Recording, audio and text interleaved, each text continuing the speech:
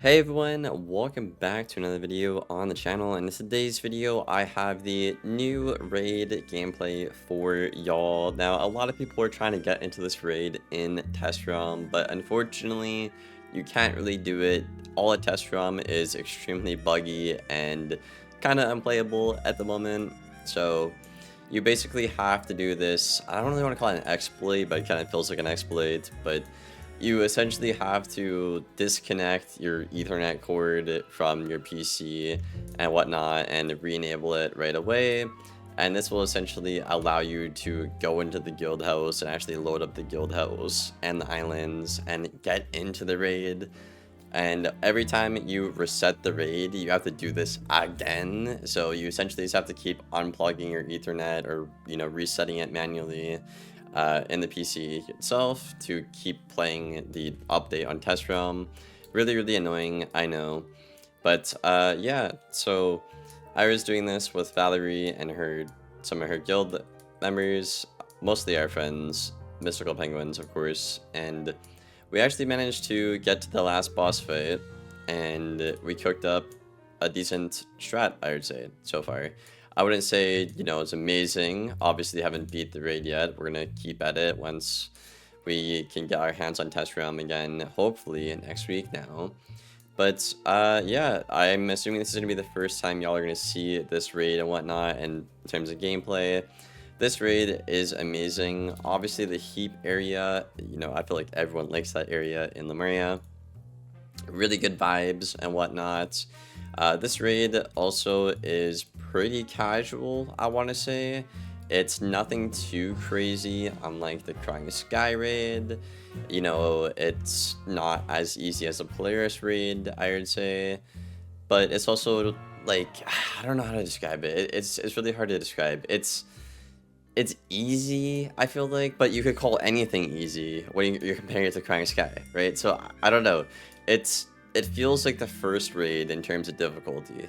I think that's the best way I can put it. For long-time Wiz players here on the channel. But yeah, very good raids. Well-designed raid, actually, in my opinion. It's not tedious like Crying Sky. It's not kind of like boring TikTok like the Polaris raid.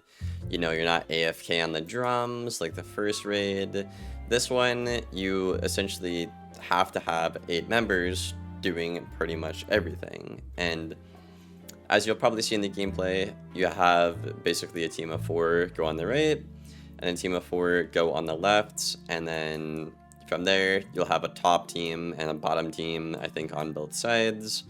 I was playing on the right side, the combat team, so I would go on the bottom path, and my friends would go on the top path, and they would assist us in the fights and whatnot, and stuff like that, which is pretty cool. Once we actually beat this raid and whatnot, I will make an in-depth guide here on the channel. But yeah, I do want to say this raid is overall good vibes, and the gear itself is Crying Sky gear template. So basically, it's the meta gear, and this is not going to be as tedious as Crying Sky. So once the level cap goes up or whatever, this technically will decrease the barrier to entry for PvP, because this raid is significantly easier than Crying Sky. Overall, I do want to say I generally did have a good time doing this and whatnot. The content was actually, pretty fun, I would say, all the way up to the boss fight, which we actually didn't get to complete. We have a bit of an idea on how it works. So basically, there's the boss fight in the middle, and then there's like the 4 corners with all different like cards, kind of similar to the first raid, the void raid or whatever, where you cast the judgment into the void fight. So yeah, I mean, I am happy with this. The difficulty seems about right. The barrier to entry is lower, right? The gear is actually good. It's just a well-designed raid, and hopefully they can keep them like this going forward. Anyways, for the rest of the video here, I'm going to try and break down everything up until the boss fight and kind of explain to y'all the strategy we've been using and, trying to optimize it as much as possible. And keep in mind, guys, this will be the Vanguard or the combat side of the raid I am talking about. Valerie did cover the puzzle side in her video, and once we actually get this raid beat and whatnot, I'll make an official guide here on the channel.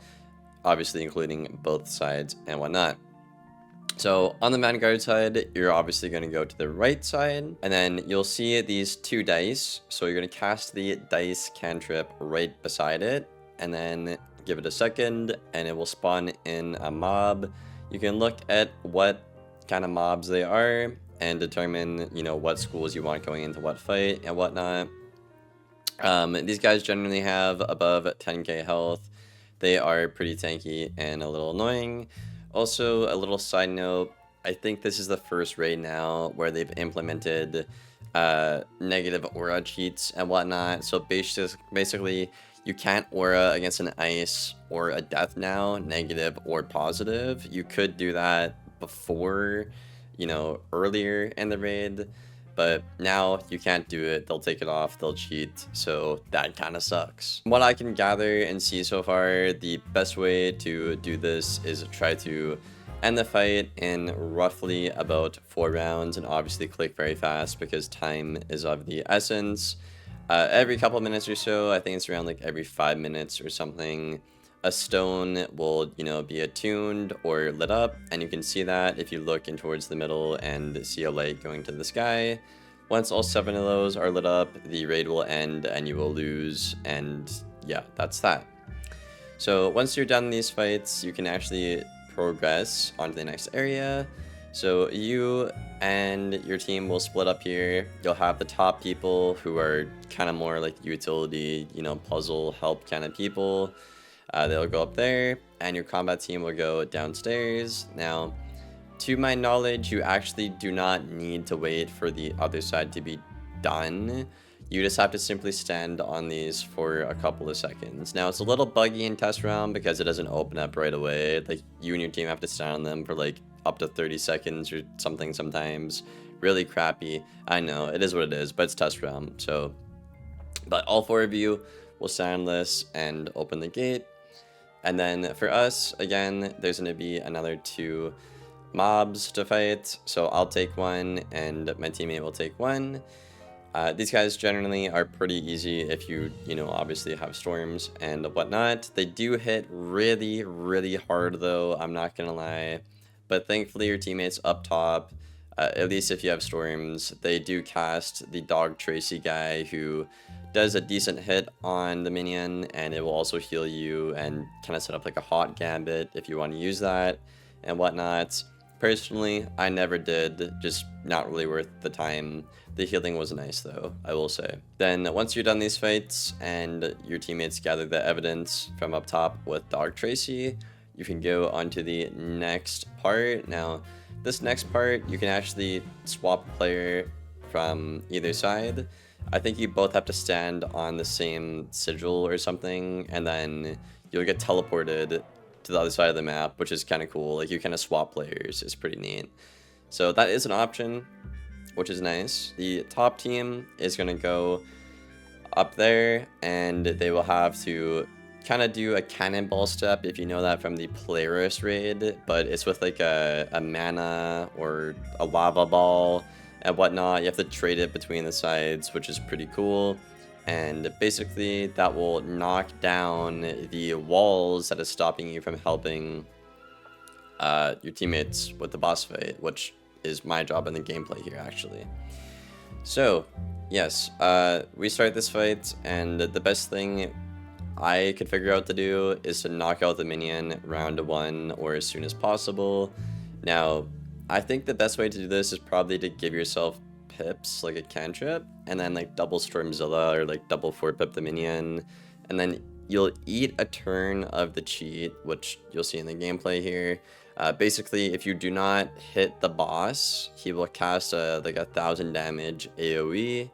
Think of it as like Shane Von Shane in Darkmoor, like you need a spammer kind of thing. So what we do here is we knock out that minion right away. You know, we take the hit, take the loss round 1, and then one person is gonna buff up and set up the gambit, while the other one goes for like a wand and spams a bit, and then essentially you just kill him over time. The nice thing is, once you get spamming and whatnot, this guy like literally never hits. I think he hits like 1 every like 10 rounds. It's really, really easy. once you knock out that minion and just tank the hits. You also could wait until your teammates get down there, but I don't think that's going to be like a meta strat. I think you just need to find a way to optimize this fight to get right on it, get it done as soon as possible. With my strats, I think when we optimize it fully, our teammates are going to get down there and join the battle right at the end of the battle to like just throw a hit and maybe clean up the boss, which is about our timing right now, I want to say. After this boss is defeated, you will all step on the drums and once again go downstairs and you will have 2 more sets of minions. Now, these guys are fixed minions, as in like their schools are fixed. They will always be the same and whatnot. From what I can gather, these fights are pretty easy.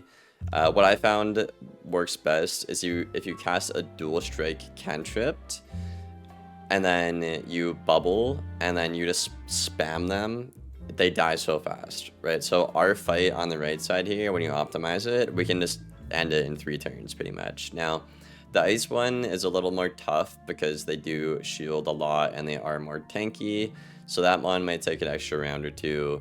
But cantrips are very good to use here on these minion fights to speed up the time and whatnot. Also, I forgot to mention this, there is a global raid cheat. So like in the Azteca one, you weren't allowed to aura and whatnot, or in the place when you weren't allowed to, you know, over buff, or else you had the stack overflow. In this one, I'm pretty sure you're not allowed to have more than 1 of the same kind of buff. So for example, if I Stormblade into a Stormblade, that will get cleared, right?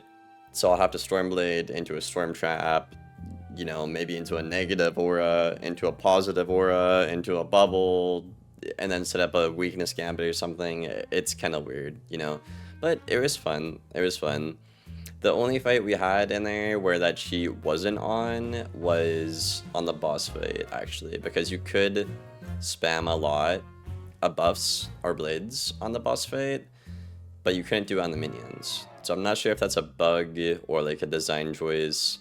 You know, maybe they implemented it that way so the minions weren't really easy to do, where you could just buff and win. So yeah, once you are done these minion fights, you'll simply open up the gate on both sides, obviously left and right, we'll meet back up, and then you're actually going to have to go around and look for these tokens similar to the Crying Sky raid, the Voice of Death, I think that boss fight. You have to go around and, you know, magic touch these tokens and whatnot, and once you activate 8, then you can actually go in and fight the boss. And that's pretty much all I got for y'all today on the video, y'all. Again, we'll try again next week and try and get this done, try and get this beat.